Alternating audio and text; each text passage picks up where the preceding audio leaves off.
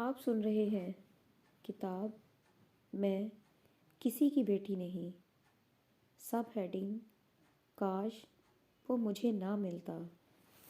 2 روز بعد کا واقعہ ہے۔ دن کا پچھلا پہر تھا۔ میں برقع اوڑھے خرامہ خرامہ مال روڈ کی طرف نکل گئی۔ بھیڑ کوئی ایسی زیادہ تو نہیں تھی، لیکن یہ تھوڑے سے لوگ ہجوم کی مانند دکھائی دے رہے تھے۔ لڑکے اور لڑکیاں کپڑوں کی، بالوں کی اور فیشن کی نمائش کرتے پھر رہے تھے۔ یہ سب مجھے خالی خالی سے لوگ لگے، بے مقصد جینے والے لوگ۔ میں برقعے میں تھی، ایک نقاب اوپر تھا، دوسرے سے میں نے ٹھوڑی اور ناک کو چھپا رکھا تھا۔ آنکھیں اور پیشانی ننگی تھی، پیشانی پر چند ایک برے برے بال بکھرے ہوئے ہیں۔ میں نے اپنا چہرہ آئینے میں دیکھا تھا اور میں نے محسوس کیا تھا کہ برقعے میں میرا آدھا چھپا ہوا چہرہ زیادہ دلکش لگتا ہے۔ میں مال روڈ پر گھومتے پھرتے لوگوں کی بھوکی بھوکی نظروں کو نظر انداز کرتی پوسٹ آفس والے چوک سے بھی آگے نکل گئی۔ ذرا آگے جا کر جو راستہ نیچے کو جاتا ہے اس پر اترنے لگی۔ میں نے محسوس کیا کہ میرے پیچھے کوئی آ رہا ہے۔ گھوم کر دیکھا، میری عمر کا ایک نوجوان آ رہا تھا۔ وہ میرے قریب سے گزر گیا۔ اس نے مجھے گہری نظروں سے دیکھا۔ میں نے اسے بڑی اچھی طرح دیکھا۔ اس کے بھرے بھرے تندرست چہرے پر معصومیت کا جو تاثر تھا وہ مجھے کچھ اچھا لگا۔ اس کی آنکھوں میں بڑی پیاری سی اور مردانہ سی چمک تھی۔ اس کے سر کے بال چھوٹے چھوٹے تھے۔ اگر اس کے بال بڑے ہوئے ہوتے تو میں اس کی صورت بھی دیکھنا گوارا نہ کرتی۔ اس کا جسم پھرتیلا، گندا ہوا اور جاذب نظر تھا، اور اس کی چال میں تمکنت اور مردانگی تھی۔ مری میں مجھے یہ ایک ہی نوجوان نظر آیا تھا جس کے بال سلیقے سے کٹے ہوئے تھے اور جو مال روڈ کی رونق کو چھوڑ کر اس طرف نیچے چلا جا رہا تھا جہاں کوئی رونق نہیں ہوتی۔ وہاں مصنوعی حسن نہیں ہوتا، وہاں قدرت کا حسن ہے، تنہائیاں ہیں، مگر وہاں جا کر ساتھی کی خواہش شدید ہو جاتی ہے۔ وہ آگے نکل گیا۔ میں آہستہ آہستہ اترتی گئی اور اس جگہ پہنچ گئی جہاں تھوڑا سا میدان ہے، پتھر کے بینچ ہیں اور لمبے لمبے درختوں کے جھنڈ کھڑے ہیں۔ میں وہاں ٹہلنے لگی۔ مجھے معلوم نہیں تھا کہ وہ کس طرف چلا گیا ہے۔ وہ اچانک ایک طرف سے نمودار ہوا۔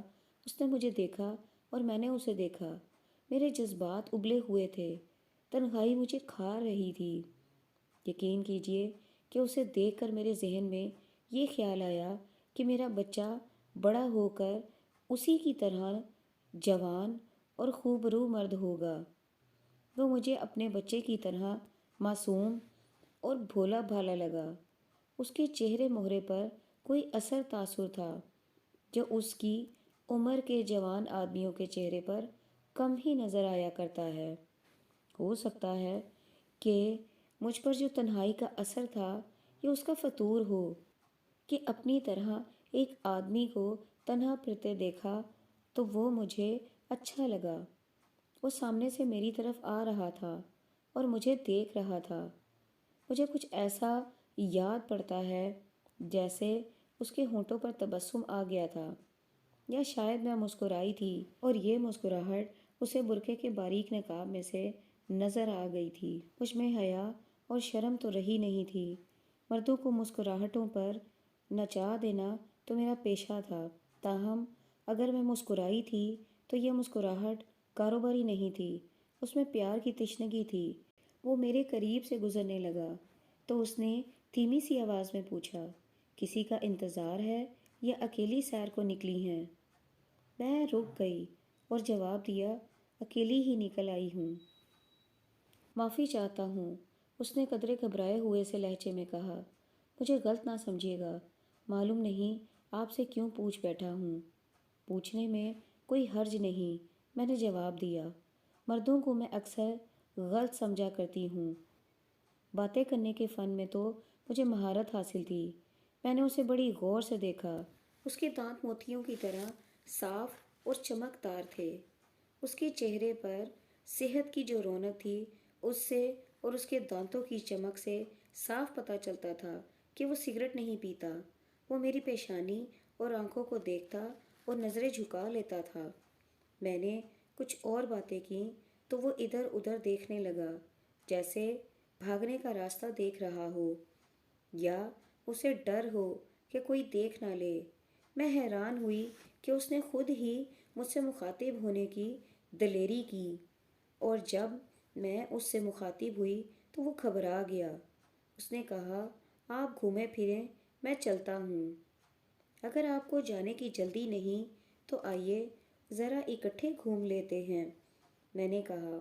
وہ کچھ سوچ کر رک گیا اور پھر ہم اکٹھے ٹہلنے لگے۔ میں نے اس سے پوچھا کہ وہ کہاں کا رہنے والا ہے اور کیا کرتا ہے۔ اس نے بتایا کہ وہ کہاں کا رہنے والا ہے، مگر یہ نہیں بتایا کہ وہ کیا کرتا ہے۔ کہنے لگا، چند دن مری گزارنے آیا ہوں۔ شادی کر چکے ہیں؟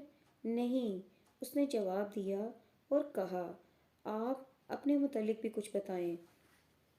میں نے اپنا فرضی نام بتا کر کہا، میں بھی چند دن مری گزارنے آئی ہوں۔ آپ شادی شدہ تو معلوم نہیں ہوتی۔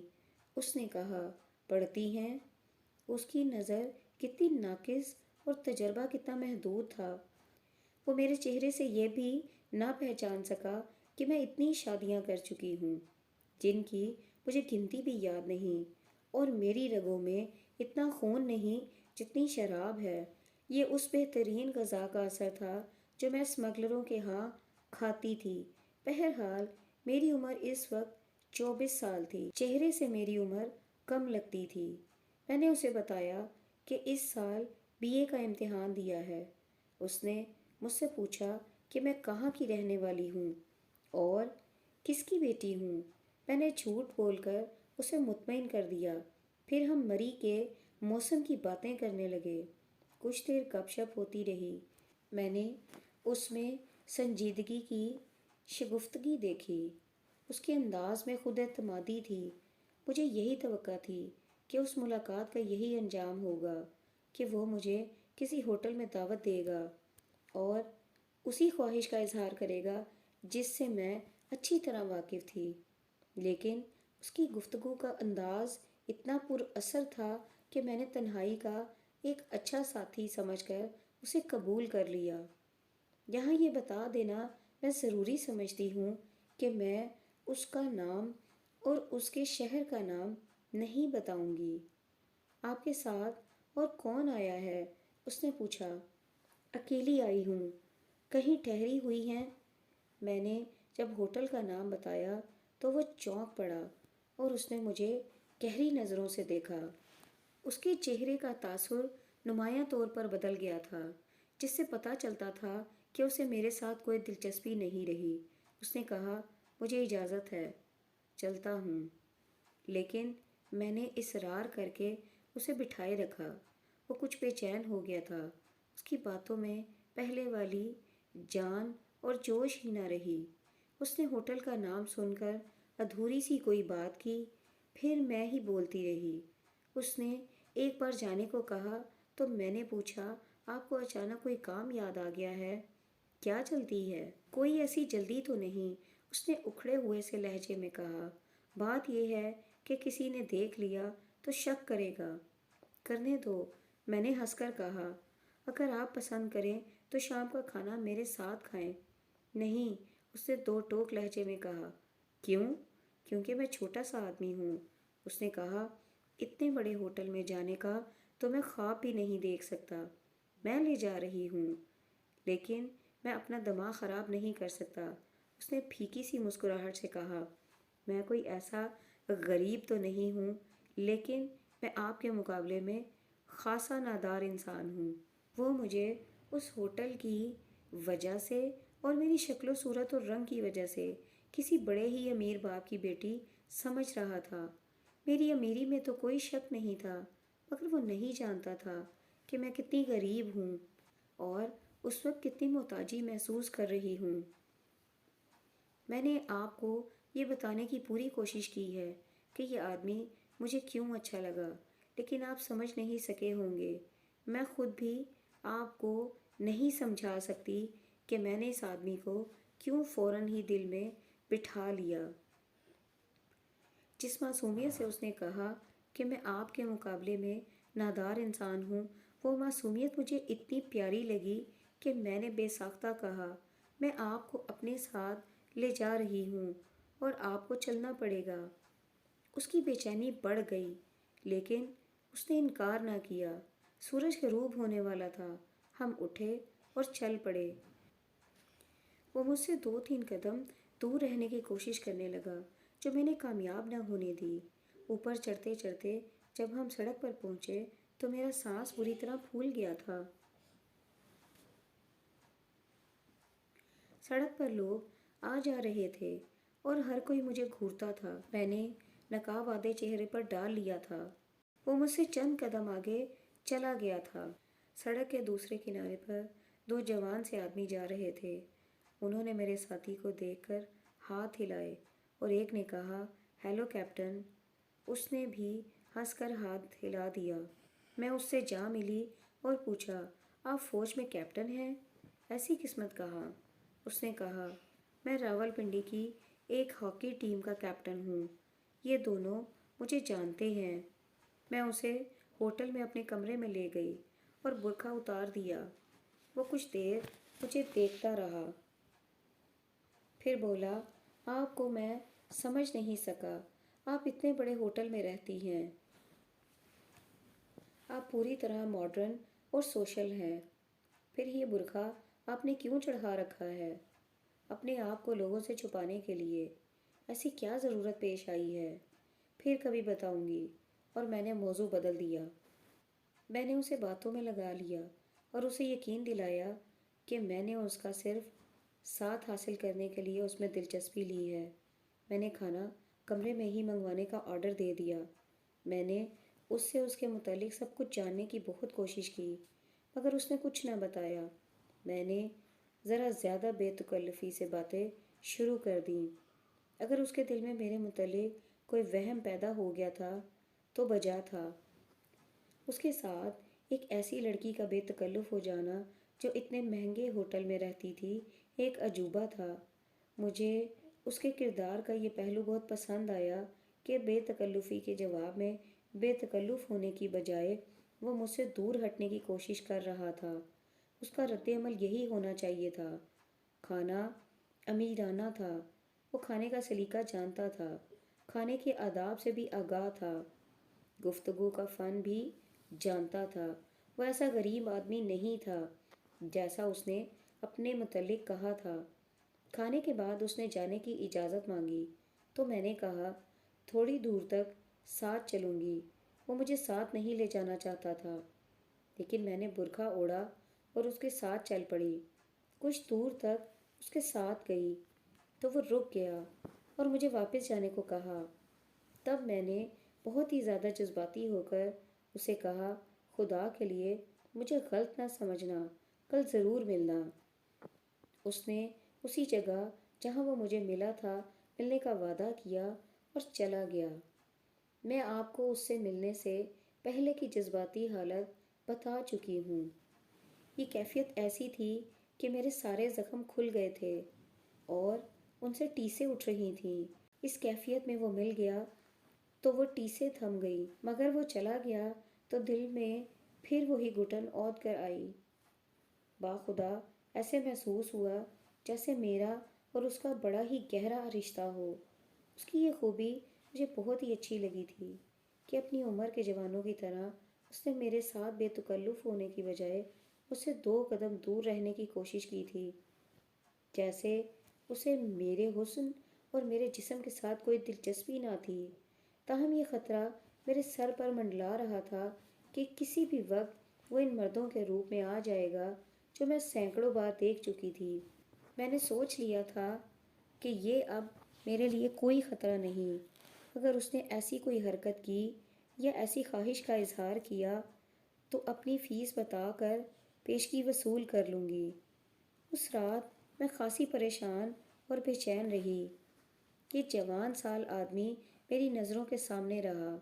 معلوم نہیں کیوں مجھے یقین سا ہو گیا تھا کہ یہ آدمی ان مردوں سے مختلف ہے جن کے ساتھ میرا واسطہ پڑ چکا تھا۔ یہ یقین مجھے سکون دیتا تھا، مگر وہ خطرہ جو میں بیان کر چکی ہوں مجھے پھر بے چین کر دیتا تھا۔ اس کیفیت میں میری آنکھ لگ گئی اور میں نے اسے خواب میں دیکھا۔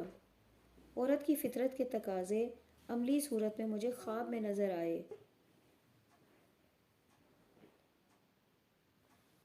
وہ بچہ بن گیا تھا اور میں اسے اپنی چھاتیوں سے دودھ پلا رہی تھی۔ میں اس کے سر کو اور اس کے ننھے منھے ہاتھوں کو چوم رہی تھی۔ مجھے بادل کی گرج سنائی دی، بجلی چمکی، اس چمک سے میری آنکھیں بند ہو گئیں، اور جب میں نے آنکھیں کھولیں تو میری گود خالی تھی۔ میں چیختی چلاتی دوڑنے لگی۔ بادل گرج رہے تھے اور میری آنکھ کھل گئی۔ کمرے میں نیلے رنگ کا چھوٹا سا بلب جل رہا تھا۔ میں گھبرا کر اٹھ بیٹھی۔ چھت پر بارش کا اتنا شور تھا جیسے میں پل کے نیچے کھڑی ہوں اور اوپر سے ریل گاڑی گزر رہی ہو۔ میرا دل خوف سے بڑی زور سے بج رہا تھا۔ اپنی چھاتیوں پر مجھے بچے کے ہونٹوں کا لمس محسوس ہو رہا تھا۔ دل میں گھبراہٹ کا یہ عالم کہ میں نے چھاتیوں پر ہاتھ رکھ کر دیکھا جیسے میں فی الواقع بچے کو دودھ پلاتی رہی ہوں۔ خواب تو میں نے بہت دیکھے ہیں، خوابوں میں ڈری بھی ہوں، مگر آنکھ کھلتے ہی ذہن ٹھکانے آ جاتا تھا اور دل کو یہ سکون مل جاتا تھا کہ یہ تو خواب تھا۔ مگر یقین کیجئے کہ اس خواب سے آنکھ کھلی تو مجھے یقین نہیں آتا تھا کہ یہ خواب تھا۔ وہ اس وہم میں مبتلا ہو گئی کہ اسے کچھ ہو گیا ہے، اور یہ اگر خواب ہی تھا تو خدا کا کوئی اشارہ تھا۔ بارش بڑی ہی تند و تیز تھی۔ تنہائی کا احساس میرے خوف میں اضافہ کر رہا تھا۔ میں کمرے میں ہر طرف دیکھنے لگی اور میرے سینے میں پیار کا ایسا طوفان اٹھا کہ میں اس بارش میں ہی اس کے پاس پہنچ جانے کو بے تاب ہونے لگی۔ مگر معلوم نہیں تھا کہ وہ کہاں رہتا ہے۔ وہ مجھے راستے میں روک کر چلا گیا تھا۔ بڑی ہی مشکل سے اپنے آپ کو سنبھالا، لیکن وہ میری نظروں کے سامنے سے ہٹا نہیں۔ معلوم نہیں کب میری آنکھ لگی اور جب آنکھ کھلی تو دن کے 10 بج رہے تھے۔ خواب کا اثر ابھی تک دل اور دماغ پر موجود تھا، اور اس کے ساتھ یہ بے تابی اور بے قراری کہ اسے فوراً جا کر دیکھوں کہ وہ خیریت سے تو ہے۔